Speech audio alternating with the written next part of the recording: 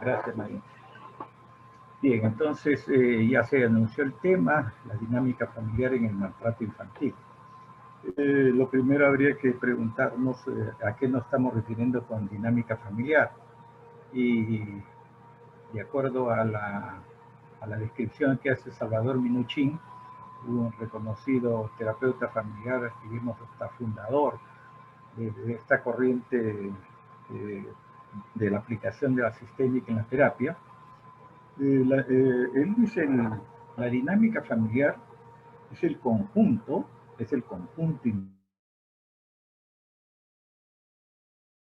que van a organizar los modos en que los integrantes de una familia se relacionan unos con otros. O sea, es la forma prácticamente que, como una especie de forma, como si fuera una especie de personalidad de la familia, que va a determinar de qué manera van a aparecer cierto tipo de conducta, cierto tipo de relación. Por tanto, cualquier fenómeno que suceda en el seno de la familia va a estar relacionado con la dinámica familiar. Y eso es justamente lo que vamos a tratar de traerles información de cuáles son las características que pueden presentar las familias y que se relacionan con el fenómeno maltrato infantil. Y estamos viendo pues que esas reglas, esas leyes que van a gobernar la familia, pues de acuerdo a este mismo enfoque sistémico, es el mismo que van a regir otras organizaciones, como lo vamos a ver en la diapositiva siguiente. Ahí estamos viendo, ahí en el medio le hemos puesto a manera de representación la familia, porque es donde estamos diciendo que se va a presentar los diferentes fenómenos, en este caso maltrato infantil, pero esa dinámica que obedece a ciertas reglas con esas interacciones que suele tener como sistema familiar con los sistemas exteriores, que están representando a través de las flechas, van interactuando, van intercambiando diferentes, sea productos materiales, o sea también productos ideológicos, emocionales, culturales, etcétera, etcétera. Entonces la familia va a estar desenvolviéndose dentro de una comunidad junto a otras familias, pero también junto a organizaciones que no son familias, que pueden ser gubernamentales, pueden ser oficiales, pueden ser oficiosas, pero que se desarrollan en la comunidad. Y hay un intercambio entonces entre lo que pasa fuera de la familia y lo que también pasa dentro de la familia. Y la comunidad, bajo esa misma lógica, en el enfoque sistémico, la comunidad se transforma en un sistema que también va a estar interactuando con otras comunidades y va a estar organizándose cada vez en sistemas más amplios. En este caso podríamos hablar del Estado, un país, el Estado. Y dentro y los estados también no andan solos. Y entonces también encontramos que hay una comunidad internacional que también está organizada con la finalidad de ir cumpliendo algunas funciones como humanidad, como civilización. Y bueno, el enfoque sistémico podría ir más allá, pero como estamos hablando solamente del aspecto social, bueno, lo más grande que tendríamos en el enfoque sistémico sería en lo social la comunidad internacional. Entonces, tengamos en cuenta que cuando vamos a hablar del fenómeno maltrato infantil, vamos a ver que también el maltrato infantil, como un elemento que interactúa en su ubicación, nosotros también lo vemos que está enmarcado dentro de un suceso más grande, que es la violencia familiar. Y la violencia familiar está enmarcado dentro también de un fenómeno mucho más grande, que es la violencia en sí, la violencia general. Entonces vamos viendo cómo que el enfoque sistémico va a permitir ir conjugando esa forma de ver el mundo a través de sistemas que van siendo englobados con macrosistemas, y que dentro de su estructura también tiene infrasistemas o subsistemas. Entonces vamos a ir un poco de afuera hacia adentro, ¿no? Porque el problema de la violencia después de la Segunda Guerra Mundial que dejó al mundo muy afectado, de manera tal que estaba tan consternado que se vio que la violencia había tenido una gran manifestación, que inclusive utilizaron una bomba atómica que diezmó a un país como es el Japón. Pero entonces todos quedaron aterrados de los alcances que podía tener la violencia. Y entonces fueron creando organismos internacionales que pudieran de alguna manera frenar o neutralizar o moderar, modular esas expresiones humanas que se transformaban en el fenómeno de violencia. Y dentro de ello, pues, he recordado que en el 1946, me parece que se crean las Naciones Unidas, o 46, las Naciones Unidas con sus diferentes organismos. Y uno de los elementos que van viendo, pues, que la violencia no era solamente la expresión máxima en la guerra, sino también en toda interacción humana se empezaba a ver que había violencia, se expresaba la violencia, y dentro de ellos había parte de la población que lo sentían con mayor magnitud que otras, y ahí es que en el año 1989 en la Organización Mundial de la Salud se hace una convención sobre los derechos del niño, y entonces acuerdan entre todos los países que los niños como población vulnerable, porque se considera el niño como parte de la población vulnerable dentro de toda la comunidad mundial humana, debería no solamente tener una situación de que no reciba violencia, sino que también se haga respetar sus derechos como un ser humano. 1989 y fue ratificado en Perú en 1990. Y ahí fueron saliendo estos planes, que ahí le he puesto el libro, que es el Plan Nacional de Acción por la Infancia y la Adolescencia, en su última versión. Este es el actual, el PENAYA 2012-2021, donde ahí van actualizando todas las acciones que se van a tomar para que las personas puedan, y todos los organismos, las asociaciones, sean estatales, no estatales, las familias, puedan estar atentos a que la infancia, los infantes, los menores en general, puedan estar cautelados sus derechos, dentro de ellos su bienestar y su tranquilidad. Entonces, vemos pues que también no es el único documento, lo antecede que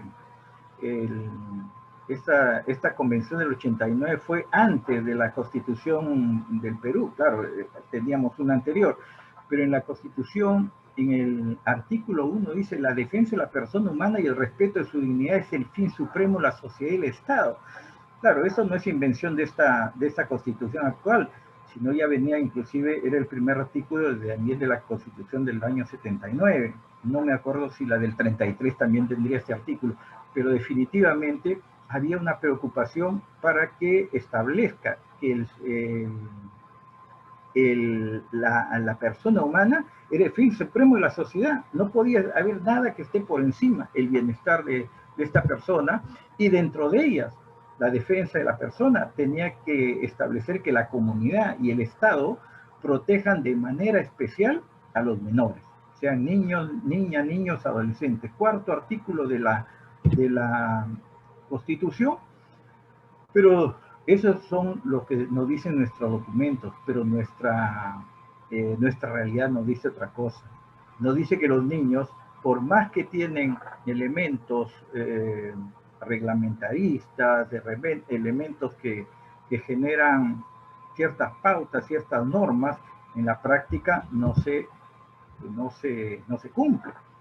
Y miren que estamos hablando de una población de que 4 de cada 10 peruanos son niños y niñas o adolescentes, y los cuales tienen derechos a ser preservados, a ser cuidados, a que no se vulneren ellos a través de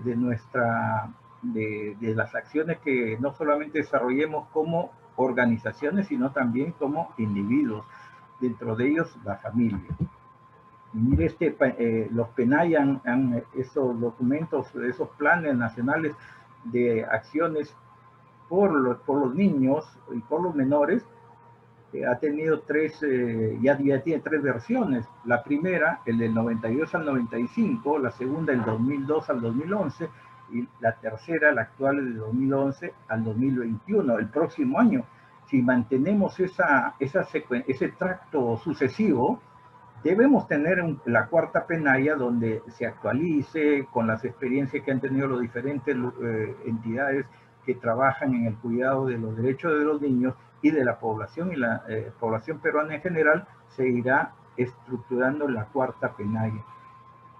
A manera de curiosidad, yo veía que entonces del 95 al 2002 no hubo nada, como que no se preocuparon ni siquiera de hacer este documento, este plan nacional de apoyo de acciones a la niñez y a la adolescencia.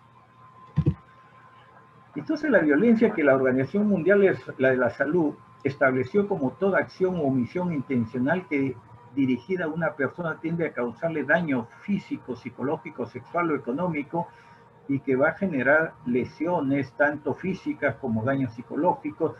La OMS lo estableció como un problema de salud pública por la prevalencia que existía en la población de que estábamos con un fenómeno que tenía características, diríamos, pandémicos. Ahora que está de moda esa palabra, porque la concepción de una pandemia viene a ser un fenómeno, pero claro, ahí estamos hablando de enfermedades transmisibles, ¿no? Pero el concepto de que afecta a muchos países, cuando se trata de una enfermedad infectocontagiosa, lo denominan pandemia. Si bien es cierto, este no es una infectocontagiosa, pero su afectación, digamos, tiene la característica pandémica, porque la violencia se extiende por toda la humanidad, en todos los países, en todas las clases sociales, como lo vamos a ir viendo en las siguientes diapositivas. Se define como la violencia familiar como malos tratos, agresiones físicas, psicológicas, sexuales, infligida por personas del medio familiar, y esto también lo diferencia de otro tipo de violencia. No porque sucede en la casa, si entra un malhechor, un delincuente y agrede a la familia, eso no está considerado como violencia familiar. Y ahí mismo dice, los miembros más vulnerables de la familia son los niños, mujeres y ancianos. Aquí estamos con el Plan Nacional de Acción por la Infancia y la Adolescencia. Para ir definiendo entonces el maltrato infantil, se considera a toda acción u omisión, y mire, intencional o no, que ocasiona daño real o potencial en perjuicio del desarrollo, la supervivencia, la dignidad de los niños, adolescentes, en un contexto de relación de responsabilidad, confianza y poder. Esta acción o omisión puede ser producida por individuos, por instituciones, por la sociedad en su conjunto, y supone la vulneración de los derechos de niños, niñas y adolescentes. Entonces, mire, cuando estamos hablando de maltrato infantil, ya estamos entrando como una parte de la violencia familiar, y esa como parte de la violencia general que existe en todo el hombre. Ese concepto, que es muy académico, me ha parecido importante traer también esto que describe Frida Ortiz Romero. No la conozco, pero lo encontré en su tesis cuando se estaba graduando de psicóloga, que puso el maltrato infantil, que se define también como una agresión que se ejerce en contra de un individuo sin capacidad de defensa y que no llega a comprender el porqué de la agresión. Y eso es lo importante en el maltrato infantil, tomar conciencia que la víctima es una persona que no tiene desarrollado todo su potencial, inclusive de defenderse. Y por eso es lo perverso que comienza a tener este fenómeno maltrato infantil, porque está justamente golpeando a la parte más indefensa, y lo hace con personas, a través de personas que les vincula una relación, un enlace afectivo, emocional, y que generalmente el menor confía en ellos. Como decía, eso es lo perverso. el maltrato infantil puede ser activo, pasivo, el activo siendo emocional, abuso físico, el abuso sexual. Y la forma pasiva también existe como el abandono, abandono físico, abandono emocional y todo lo que está escrito ahí. Sin embargo, comprenderán que entonces el maltrato infantil es amplísimo, ¿no? Y nosotros, a manera de centrarlo para esta exposición, me he centrado fundamentalmente, cuando me refiero a maltrato infantil, me voy a referir fundamentalmente al maltrato físico, emocional que reciben los niños en el seno del hogar. Hablar del abuso sexual infantil es un tema también amplio, que creo que va a tener cubierto en otras reuniones de este mismo curso. Bueno, estos son las otras formas de violencia: maltrato conyugal, maltrato anciano, que son también partes de la población vulnerable dentro de la familia. ¿Cuánto es el fenómeno en el Perú? Mire, de estudios realizados, ahí están sus autores, encuentran que los que han recibido maltrato físico, el 52.3%, o sea, la mitad de los niños han sufrido maltrato físico. Seguramente que hay poblaciones más y poblaciones menos, pero en resumen, estamos hablando de esa población. Y dentro de ellas, el uso del chicote, del objeto flagrante, 20.4%, o sea, 1 de cada 5 ha recibido maltrato con látigo, con chicote, con un objeto flagelante. Y en relación al maltrato psicológico, Anicama refiere que 1/3 de familias de Lima, es un estudio hecho en Lima, maltrata psicológicamente a sus hijos, y 43% lo hace físicamente. Mire, a nivel nacional entonces tenemos, es un poco más. ENARES, que es la encuesta nacional sobre relaciones sociales, en el último estudio que hace el 2015, habla ya del 74% de niños y niñas entre los 11 años que fueron alguna vez víctimas de violencia física y psicológica. Es que está creciendo.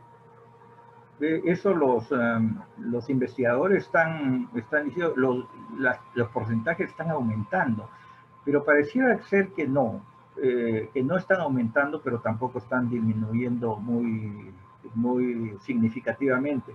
Lo que pasa es que ahora se están utilizando métodos que más cuidadosos, que nosotros vamos a ver también cuando estudiamos maltrato infantil en familias, que no siempre los instrumentos van a recoger la información apropiada. Entonces, como se está tomando más cuidado, da la impresión, ya lo buscamos con más, el maltrato infantil con más asiduidad, pues entonces lo vamos a encontrar con más frecuencia. 74% ya, una encuesta del año 2015. Y bueno, este es un infograma en que nosotros vamos viendo que el principal agresor de los niños, sobre todo mientras más pequeño, es el padre o madre, ¿no? 88%, ahí van viendo, es el padre o madre, el que hace violencia psicológica, y 90% violencia física en niños de 0 a 5 años. Y de niños de 6 a 11 años baja un poquito, 87% y 84%. En la medida que los niños van creciendo, se ven menos expuestos a la violencia física y psicológica de los padres, porque mire, ya de 12 a 17, ya la psicológica 75%, física 77%, pero comienza a aparecer otro tipo de agresión, que es la agresión sexual, que si bien es cierto puede ser desde los 0 años, pero es mucho más intensa y más frecuente en la de 12 a 17 años. Entonces, viendo pues ya para entrar ya a la parte de la familia, el modelo sistémico, solamente para repetir, sale del individuo, los aspectos relacionales, la comunidad y la sociedad. Para explicar este fenómeno de maltrato infantil, se han planteado varias teorías, no solamente los terapeutas, los psicólogos, sino también los sociólogos han intervenido en este tipo de estudios, y vamos viendo que han encontrado en una visión sistémica también factores que van desde lo intrapersonal, lo psicosocial, lo sociocultural y bueno, y lo internacional también podría ser, ¿no? En sociedades donde la violencia está normalizado, hay más probabilidades de que se vaya trasladando eso hasta el seno familiar. Entonces los factores intrapersonales se observa en los estudios hechos que como un factor, o como uno de los factores, la incapacidad por tolerar el estrés de la vida cotidiana. En lugares donde las personas están agobiadas porque no hay empleo, porque ahora tenemos un fenómeno muy conocido por nosotros, la pandemia, las cuarentenas, estamos encerrados, estamos limitados al salir, entonces nos estamos con un estrés muy grande, que hasta la OMS ya lo ha acuñado la frase, la fatiga pandémica. Entonces es un factor de maltrato infantil. Padres estresados van a golpear a sus hijos, van a insultar a sus hijos. Hay un profundo sentido de incapacidad para ejercer el rol paterno. También que no hayan incorporado esa confianza de ser educadores de sus hijos. Hay también fenómenos de inmadurez, egocentrismo, impulsividad. También el bajo nivel intelectual lo han asociado con, con la violencia. Bajo nivel intelectual, tanto del padre como del hijo. Curioso, ¿no? Porque el hijo también es inteligente y el hijo muchas veces se da cuenta cuáles son las reglas en la familia y comienza ya no a transgredirlas, ¿no? Y entonces, porque es inteligente, entonces ya no le provoca que el padre lo golpee o la madre lo golpee. Pero cuando el niño tiene bajo nivel intelectual, no se va a percatar mucho de esas reglas, de esas leyes internas que se van formando, y entonces incrementa el maltrato infantil. Definitivamente, si el padre también tiene un bajo, el padre o la madre tiene un bajo nivel intelectual, pues tampoco va a tener los recursos para desarrollar otras estrategias educativas hacia sus hijos. Carácter antisocial ya tiene otras connotaciones, también las adicciones, las perversiones sexuales, fundamentalmente cuando hay abuso sexual infantil. En las teorías psicosociales que también intervienen, están vinculadas al maltrato, la repetición de una generación a otra de los hechos violentos negligentes. Eso en las dinámicas familiares se les conoce como las pautas transgeneracionales. A mí me educaron con golpe, yo educo con golpe. Esa es una pauta transgeneracional, y entonces a eso se refiere con la repetición de una generación a otra de hechos violentos, negligencia o privación. El niño también en algunas culturas, en algunas subculturas, puede ser considerado indigno de ser amado o desagradable porque sus padres tienen expectativas temporales de su hijo. Y entonces, como no cubren las expectativas, como lo vamos a ver en un gráfico, en un esquema, mejor dicho, se va a dar el maltrato infantil. También la presencia en los momentos que hay crisis en las familias. Nosotros hay las teorías de las crisis, donde hay crisis naturales y hay crisis también extraordinarias. Por ejemplo, las crisis naturales lo van a producir cuando una familia va desarrollándose a través de su ciclo vital y va cambiando de un estadio a otro estadio. En esos cambios de estadios se van a producir estas probabilidades de que aparezca mayor maltrato infantil.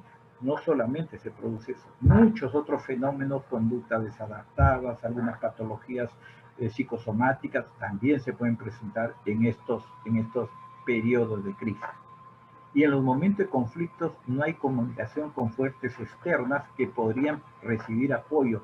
Ojo, con eso, quienes trabajamos con la salud mental de la población, las familias con con violencia tienden a ser cerrados en esas etapas de alta crisis, no comunican a nadie, sea por vergüenza, por miedo, por lo que fuera. Cuando ingresa el personal que brinda apoyo, sea del sector salud, sea el sector educación, el hecho de abrir una ventana ya genera un elemento que puede promover el cambio dentro de ese fenómeno que está produciéndose dentro de esa casa, que se llama maltrato infantil.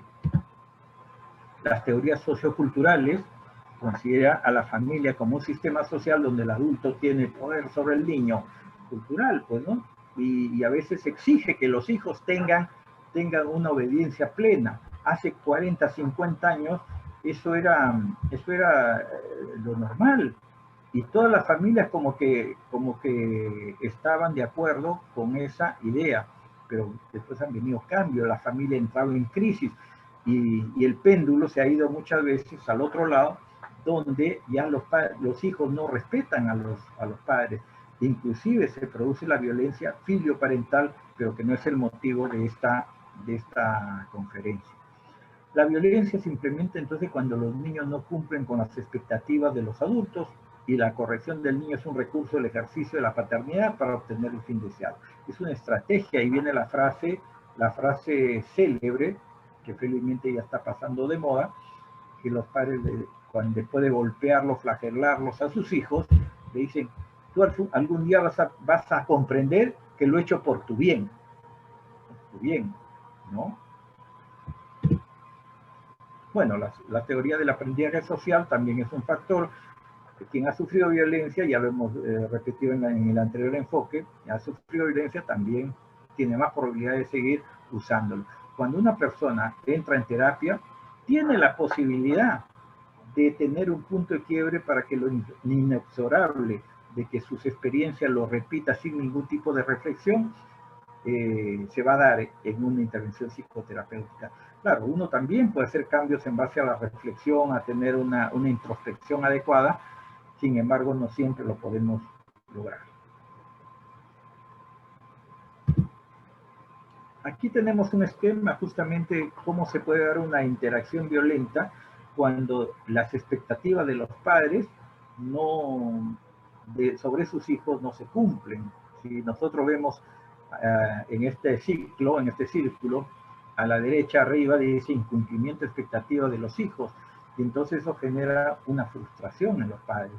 Los padres, teniendo esta reacción, se abruman porque no logran que sus hijos hagan lo que ellos desearían que hubieran logrado, y muchas veces esas expectativas son elementos que los padres no lograron. A lo mejor, si yo quise ser militar y yo quiero que mi hijo entonces sea, si yo no lo pude hacer porque no tuve los recursos, viví en un lugar diferente, ahora ya vivo en Lima, a lo mejor mi hijo sí puede postular a la Escuela Militar de Chorrillos, entonces yo le comienzo a dar el aleccionamiento para que se haga militar, pero muchas veces no sucede eso, y entonces viene el castigo.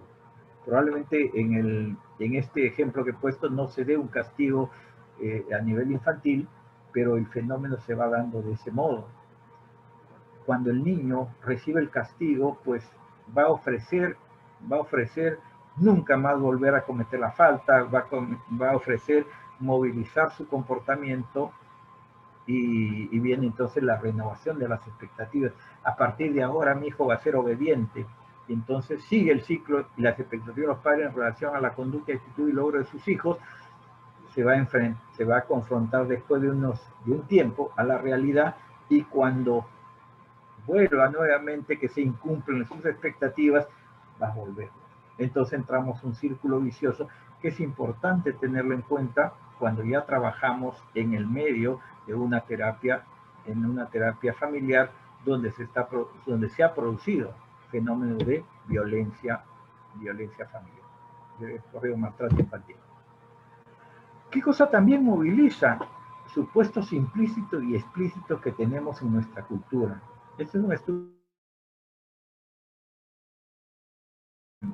pero nos parecemos bastante, no seremos iguales que la cultura argentina, pero hay muchas cosas que sí se cumplen. Supuestos explícitos o implícitos se supone supuestos que pareciera que son, pero no son. Y explícitos son los que se pueden decir, mientras que los implícitos se sienten pero nunca se dicen. Entonces, como van por dentro. Los explícitos dicen, el nacimiento de los hijos es producto del amor de sus padres. Eso lo dicen. Sí, ¿por qué lo tuviste? Porque nos amamos y él es el producto. Pero no siempre es así. Pero se dice. Entonces, un supuesto explícito. Ya ni siquiera se menciona, ya ni siquiera lo preguntan. En una conversación social no le vas a preguntar a tu vecino, oye, ¿por qué tuviste a tus hijos? No es cierto. Pero sí lo podríamos decir. Entonces, por eso es explícito. También decimos, los niños son los reyes del hogar. Mire, los reyes del hogar, sin embargo, el mejor plato lo sirven al papá. Dicen que son los reyes del hogar, pero solamente declarativamente. Entonces, hace que muchos de estos reyes del hogar terminan siendo más bien los vasallos, porque terminan siendo golpeados, y es un supuesto que no se, es un supuesto porque no se cumple. Los niños reciben por parte de los padres los mayores cuidados, afecto, educación y privilegios. También lo decimos declarativamente, pero no siempre lo cumplimos. Los niños son cuidados en libertad y reciben ayuda de sus padres hasta que puedan valerse por sí mismos. Claro, eso es muy bonito, pero no siempre se cumple. El padre muchas veces, sobre todo en hogares disfuncionales, como vamos a ver enseguida, no cumple con sus roles que le corresponde y entonces no tampoco se cumple ese supuesto. Ambos padres cumplen la función de manutención, afecto, atención permanente. No siempre, pues, no siempre, sobre todo cuando hay conflicto de pareja, cuando hay separaciones, confunden la ruptura conyugal con la ruptura parental. Muchas veces se siente que el padre al romper con la madre también está rompiendo con sus hijos y no toma en consideración que el padre nunca va a dejar de ser padre de sus hijos y la madre tampoco, y no debería dejar sus responsabilidades. Entonces cuando pierde eso ya no se siente que tiene la obligación de brindarle recursos, y cuando el hijo va a pedirle es el motivo de maltratarlo, golpearlo o humillarlo, ¿no es cierto? Porque hay un supuesto explícito ahí que no se cumple. Lo implícito dice que la familia está organizada en jerarquía de poder desigual según el género. Eso todavía se da, pero no se puede decir, porque con todas las corrientes culturales que están existiendo, que ahora que la igualdad, la euritmia entre los dos géneros, eso no se puede decir. Sin embargo, muchas veces el padre o el varón no realiza las mismas funciones que la madre, y siempre todavía se tiene la idea que el varón es el jefe de la familia, término que ya ahora ni siquiera existe en nuestra Constitución. Existía en la Constitución del 33, permíteme la digresión decirlo, ¿no? Pero ya desde la 79 y del 93 ya no existe el término de jefe familia. Por eso generó una polémica tremenda cuando en un censo pusieron una pregunta: ¿quién es el jefe de la familia? Y eso fue toda una controversia, porque eso ya no existe legalmente, pero todavía se siente. Entonces, este supuesto implícito existe, pero no se dice. Por eso es implícito.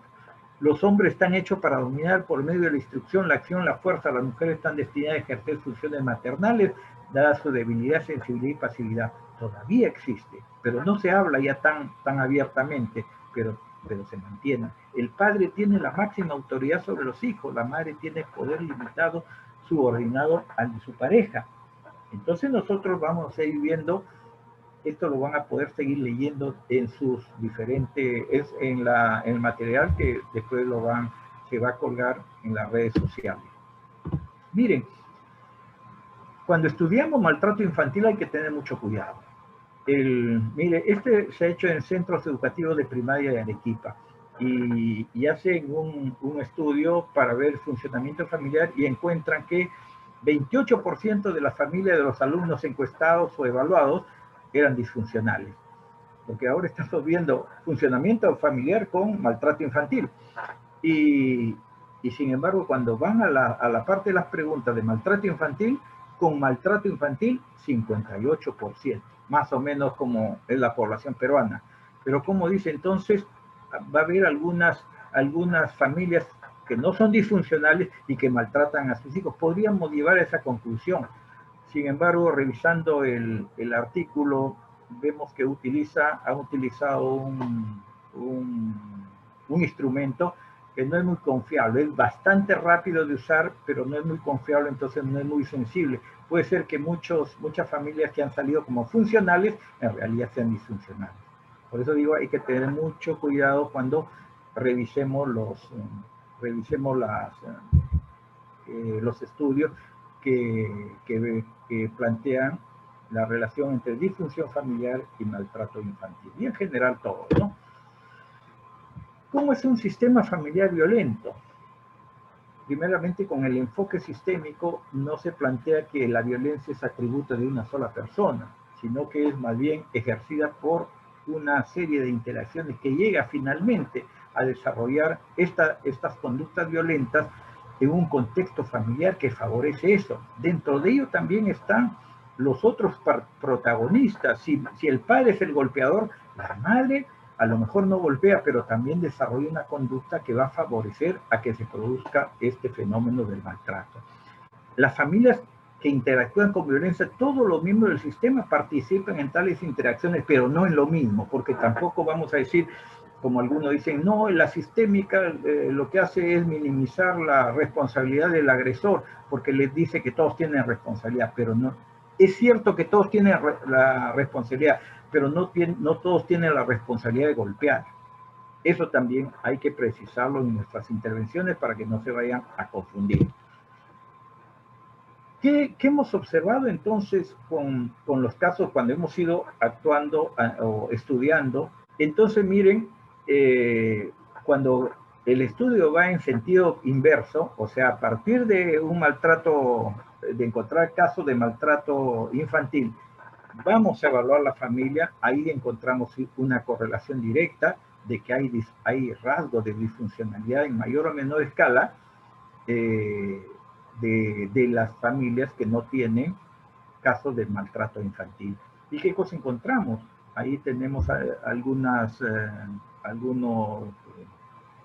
datos prevalentes por una organización jerárquica fija e inamovible. O sea, es una rigidez. Quienes ya han estado trabajando y están familiarizados con la teoría sistémica, en la teoría de la comunicación, sabemos que hay relaciones simétricas y relaciones complementarias. Entonces, cuando hay una rigidez en la complementariedad, eso va a llevar a la violencia, porque nadie va a querer siempre estar debajo, sojuzgado, y en esa interacción de querer modificar se va a producir la violencia. Organización del poder incoherente con las jerarquías, o sea, uno va a ver que no siempre el que ostente el poder es una persona que le corresponde. Por aspectos culturales, aquí en nuestro medio, el padre o los padres deberían ser los que tienen la mayor jerarquía. ¿Pero siempre se da? No. Por ejemplo, cuando el niño hace un berrinche, se tira al suelo y consigue cosas, consigue que le compren el carrito, no le dice la mamá, no te vamos a comprar porque no hay plata, se tira al suelo, grita y dice, ya no importa, cállate que te voy a comprar tu carrito. ¿Quién es el que manda? ¿Los padres o el hijo? Definitivamente uno se va dando cuenta entonces que las jerarquías, no estamos hablando de las jerarquías formales, que dice el padre es el que debe tener la mayor jerarquía, no siempre sucede.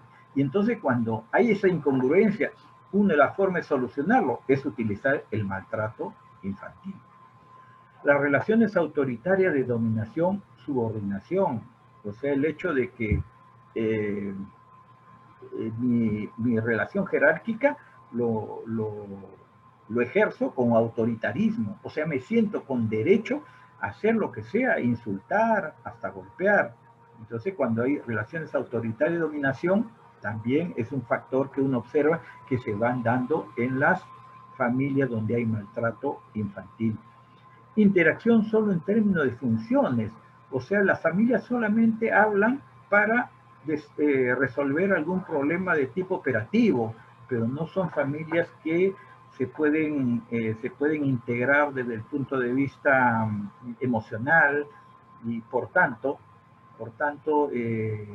no hay una compenetración. Ahí su resonancia afectiva está muy alterada, hay mucho distanciamiento y pueden darse estas interacciones, perdón, este fenómeno de maltrato infantil.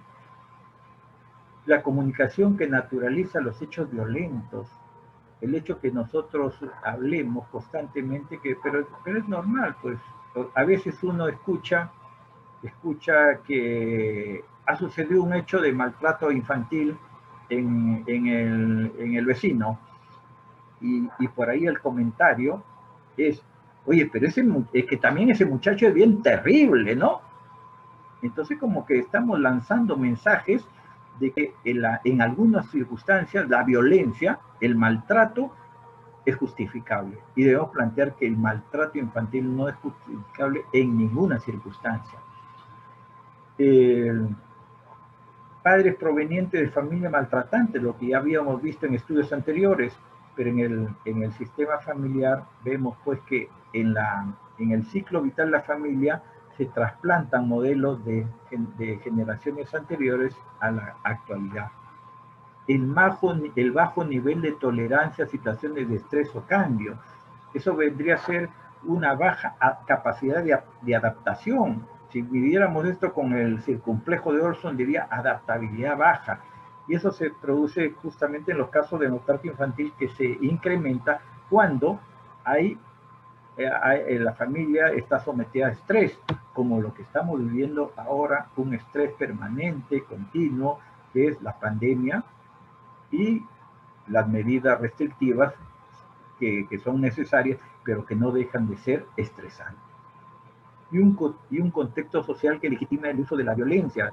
Si las autoridades, si vemos que viene un militar y a una persona que lo encuentra en la calle lo agarra a golpes y todo dice, está bien, ese se lo merece, es un contexto social que legitima el uso de la violencia. Pero no es cuestión tampoco de irse al otro costado, porque le dice, ya ven, ahora ya no dicen nada, ya los policías ya no quieren actuar porque les han dicho que era mal que golpeen. Pero que digan que mal que golpeen no significa que dejen hacer y dejen pasar todo lo que sucede. Tienen que imponer el orden, pero utilizando los métodos que ellos les dan en la escuela, pero que muchas veces la formación de la casa, con mucha violencia, supera las formaciones que pueden dar en los centros superiores, inclusive en las universidades, porque muchas de las personas que cometen maltrato infantil son personas que tienen alto grado de instrucción. Instrucción, yo lo considero que no es lo mismo que educación. Y para ir terminando, quería traer una corroboración de estos datos que se habían estudiado en otro país, porque esto ha sido producto de la consolidación de una encuesta que he hecho con unos alumnos en un curso de segunda especialización en terapia familiar e intervención sistémica en la Universidad Católica de Trujillo. Ha sido en el semestre anterior, el semestre 2022, donde cada uno ha ido, como trabajan en diferentes lugares, cada uno ha ido a sus centros laborales y ha ido a identificar, hay psicólogos, profesores, y han ido a identificar casos de maltrato infantil, y se les pidió que tomaran una descripción de la familia con algunas herramientas de diagnóstico familiar que se les dio. Y este más o menos fue una muestra con 30 casos, y vemos ahí, miren cómo el desajuste en la relación de pareja tuvo casi la mitad de los casos donde hubo maltrato infantil. Es que muchas veces los niños resultan triangulados dentro del conflicto de los padres, y a veces el padre se pelea con la madre, pero como el hijo es más apegado al padre, la madre no le puede pegar al padre, pero sí le pega al hijo, porque con eso le hace sufrir al padre. Entonces, ese es uno de los fenómenos, ¿no? Pero ahí puede existir muchas formas de que ese desajuste en la relación de pareja promueva el maltrato infantil. Estresores ambientales, ya el año pasado, en el segundo semestre, ya teníamos la pandemia y se había incrementado el maltrato infantil en todos los estratos socioeconómicos. También el hecho de consumo de sustancias psicoactivas ya serían factores personales, pero que tiene que ver con una dinámica especial, porque también el alcoholismo el consumo de drogas está relacionado con algunos tipos de dinámica familiar que son muy parecidos a los del maltrato infantil. Entonces ahí tenemos varios elementos hallados en poblaciones que, debo decirles, no son de Lima, son de Trujillo, Chimbote y algunas provincias de La Libertad, porque de ahí eran ahí trabajaban los alumnos de esta segunda especialidad. Muy bien. Eso era lo que quería traerles, fundamentalmente para ir estableciendo, para traerles la relación que existe entre la dinámica familiar, las características del perfil de las familias con este fenómeno tan importante que es el maltrato infantil. Muchísimas gracias.